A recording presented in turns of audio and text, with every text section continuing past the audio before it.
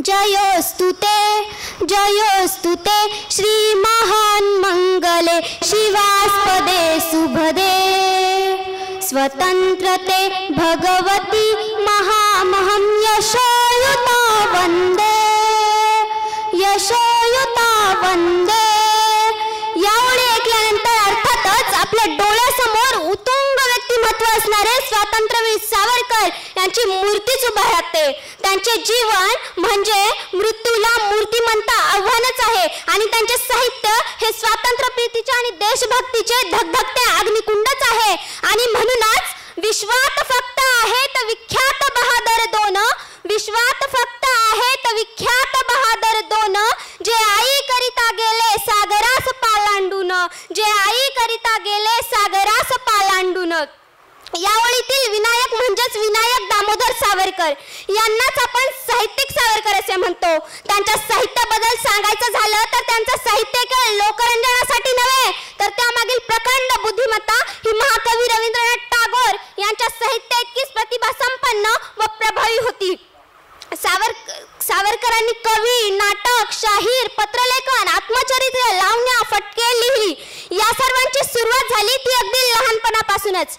अरे खरं सांगायचं तर ज्याचे वाचन लेखन साहित्य, ज्याचे जात हालचाल साहित्य, ज्याचे गुरु साहित्य, ज्याचे शिष्य साहित्य, अशा मानवाला कोणाही देशनिष्ठाने, कोणाही हिंदुनिष्ठाने आणि कोणाही विज्ञाननिष्ठाने साहित्यिक म्हणणं साहजिकच आहे।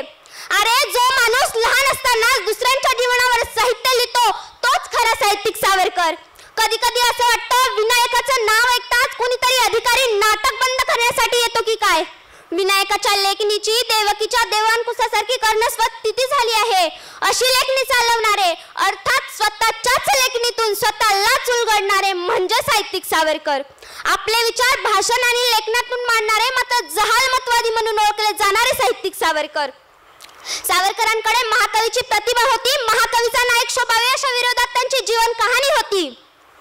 होतात ज्यांच्याकडून काव्यरचना जग प्रभूती थोडी, होतात ज्यांच्याकडून काव्यरचना जग प्रभूती थोडी, वाचन आणि लेखन त्यांचे जग प्रभुत्व करून जाई, वाचन आणि लेखन त्यांचे जग प्रभुत्व करून जाई, बोला चालीतून त्यांच्या साहित्य ओसांडून वाही, जाज्वल्य देशभक्ती त्यांच्या जगण्याची द्वाही, जाज्वल्य देशभक्ती त्यांच्या जगण्याची द्वाही। वक्त हवा व्यक्त होण्यास शब्दांचा नजारा, वक्त हवा व्यक्त होण्यास शब्दांचा नजारा। सावरकर तुमच्या साहित्यास आमचा मानाचा मुजरा, आमचा मानाचा मुजरा। सावरकरांचा देशप्रेम आपल्या सर्वांच्याच परिचयाच आहे। देशाला स्वातंत्र्य मिळवून देण्यासाठी त्यांनी इतिहासाचा अभ्यास केला। इतिहासाच्या चालींचा आक्रमण करत देशाला स्वातंत्र्य प्रक्रियेकडे खेचून आणलं आणि या स्वातंत्र्य लढ्यात त्यांना अंदमानच्या काळ्या पाण्याची 50 वर्ष शिक्षा झाली। तरीही त्यांनी वाचन लेखन थांबवलं नाही। अंदमानच्या अंधेरीतला जन्म इथलाच। कोठडीच्या भिंती, जमिनी, काड्या, दगड जे मिळेल त्यावर आणि जे मिळेल त्याने त्यांनी विपुल लेखन केलं। त्या जागेला, त्या कोठडीला त्याने जगात अजरामर बनवलं। ते जेव्हा त्या काळ्या पाण्यावर होते तेव्हा त्यांनी माझी जन्मठेप, हिंदुत्व, हिंदू परछाई, भाषा शुद्ध, लिपी सुधारणा ही पुस्तके व काळे पाणी कादंबऱ्या लिहिल्या आणि हे लिहिणारे म्हणजे साहित्यिक सावरकर। सावरकरांच्या वाणीमधून आणि लेखणीमधून ठिंग्याखेरीज दुसरे काहीच बाहेर पडले नाही। त्यांचा 1857 चा स्वातंत्र्य समर हा ग्रंथ म्हणजे भारतीय क्रांतीचा अमर गीताच होऊन बसला। ब्रिटिश राज्य उलटवून पाडण्यासाठी स्वतंत्र सैनिक युद्ध कसे उभारावे याचा तो ज्वलंत इतिहासच होता। त्या काळात देशात आणि देशाबाहेर सशस्त्र क्रांतीचे जे युद्ध झाले त्याची प्रेरणा म्हणजे हा ग्रंथच, त्याची प्रेरणा म्हणजे हा ग्रंथच, त्याची प्रेरणा म्हणजे हा ग्रंथच। देशाला ते जेव्हा सावरकर जेव्हा लहान होते तेव्हा त्यांनी राष्ट्रगुप्त समूह ही गुप्त संघटना स्थापन केली। तिचे प्रकट रूप म्हणून मित्रमेळ्याची स्थापना करण्यात आली। उघडपणे सामाजिक कार्य तर गुप्तपणे क्रांतीच्या योजना आखल्या जाऊ लागल्या। सावरकरांच्या भाषणांनी नाशिक निनादू लागलं, अनेक तरुण क्रांतिकार्यासाठी प्रेरित होऊ लागले आणि हे सगळे घडू लागले म्हणजे साहित्यिक सावरकरांमुळेच। 1857चा स्वतंत्र महोत्सव साजरा करणे शक्य नव्हतं तरी तो गुप्तपणे साजरा झालाच। त्यागाच्या बलिदानाच्या शपथा घेतल्या गेल्या। चिडलेल्या लॉर्ड मिंटोनी दडपशाही सुरू केली। लाला लजपत राय सर अजित सिंग यांना मंडोलियनला डांबण्यात आलं। त्याविरोधात सावरकरांनी लेखणी उचलली। न्यूयॉर्कहून निघणाऱ्या गॅलिलिक अमेरिकनमध्ये त्यांचे लेख छापून येऊ लागले।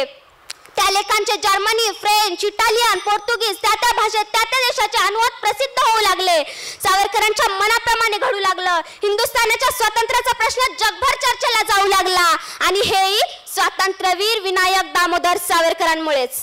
सावरकरांच्या साहित्याबद्दल बोलताना एक गोष्ट नमूद करणं अत्यंत आवश्यक आहे. आपण रोज वापरत असलेल्या मराठी शब्दांमध्ये 45 नव्या शब्दांची देणगी ही सावरकरांनी आपल्याला दिली आहे. दिनदर्शक म्हणजे डायरेक्टर, नेपथ्य म्हणजे स्क्रीन प्ले, संपादक म्हणजे एडिटर, एवढंच काय तर दिनांक हा शब्द देखील त्यांचा. त्याचबरोबर प्रशाला, ध्वनी, प्राचार्य अशा कित्येक शब्दांची देणगी ही सावरकरांनी आपल्याला दिली आहे. आपल्या भाषेला समृद्ध करण्यासाठी त्यांचा मोलाचा वाटा आहे आणि हेच खरे साहित्यिक सावरकर. 2013 साली त्यांच्या उर्दू भाषेतील काही गझनी सापडल्या. त्या महानायक अमिताभ बच्चन यांचा अभिजात रेकॉर्डही करण्यात आल्या. अर्थात काय तर मराठीच नाही तर हिंदी, इंग्रजी, उर्दू भारतात प्रामुख्याने मिळवल्या जाणाऱ्या भाषांवर त्यांनी प्रभुत्व मिळवलं आणि त्यातून लेखनही केलं. अरे लेखन मग ते कसंही आणि कोणतंही ते लिहून पूर्ण झालंच पाहिजे असा त्यांचा कटाक्ष होता. ते एक प्रगल्भ इतिहासकार देखील होते. त्यांच्या कर्मभूमीपासून 2000 किलोमीटर राहणाऱ्या शीखपंथीयांचा इतिहास देखील त्यांनी लिहिला, पण तो अप्रकाशित राहिला. त्यांच्या संपूर्ण काळात त्यांनी 10,000 मराठी कवितांचं लेखन केलं. कमला, जयस्तुते, सागरा प्राण तळमळला अशा कित्येक कवितांचं बाळकडू महाराष्ट्राला लाभलं आहे. शेवटी जाता जाता लेखनी त्यांची भाषा होती, लेखनी त्यांचं जीवन होतं. लेखनी त्यांची भाषा होती, लेखनी त्यांचं जीवन होतं. साहित्यिका त्यांची दैनंदिनी होती. अशा साहित्यिक सावरकरांना मनापासून प्रणाम. हात जोडून वंदन आम्ही तुम्हाला करतो. तुमच्या लेखनी पुढे सारा महाराष्ट्र स्मरतो. तुमच्या लेखनी पुढे सारा महाराष्ट्र स्मरतो. माझी जन्मठेप लिहिली सागरा जीवन गाणी, माझी जन्मठेप लिहिली सागरा जीवन गाणी. हात जोडून वंदन आम्ही तुम्हाला करतो. प्राण तळमळला म्हणत घातली सागरास गौश्री, प्राण तळमळला म्हणत घातली सागरास गौश्री. स्वदेशीचा पटका बसला जिव्हारी साऱ्यांच्या, अंदोमांच्या अंधेरीतून वाटा प्रबोधनाच्या, अंदोमांच्या अंधेरीतून वाटा प्रबोधनाच्या. स्वतंत्र समार म्हणजे तुमची इतिहासाची जाण, स्वतंत्र समार म्हणजे तुमची इतिहासाची जाण. थोडा मोठा वतन विलीत कवितांची खान, थोडा मोठा वतन विलीत कवितांची खान. साहित्य म्हणते तुम्हीच खरे आम्ही सांगतो. अरे साहित्य म्हणते तुम्हीच खरे आम्ही सांगतो. हात जोडून वंदन आम्ही तुम्हाला करतो. हात जोडून वंदन आम्ही तुम्हाला करतो. साहित्यनिष्ठ माणसा तू जगलास खरा, साहित्यनिष्ठ माणसा तू जगलास खरा. वंदन आमचे शतशः तुझ्या विचारांना, वंदन आमचे शतशः तुझ्या विचारांना. अशा तुझ्या लेखनी पुढे सारा महाराष्ट्र स्मरतो, अशा तुझ्या लेखनी पुढे सारा महाराष्ट्र स्मरतो. हात जोडून वंदन आम्ही तुम्हाला करतो.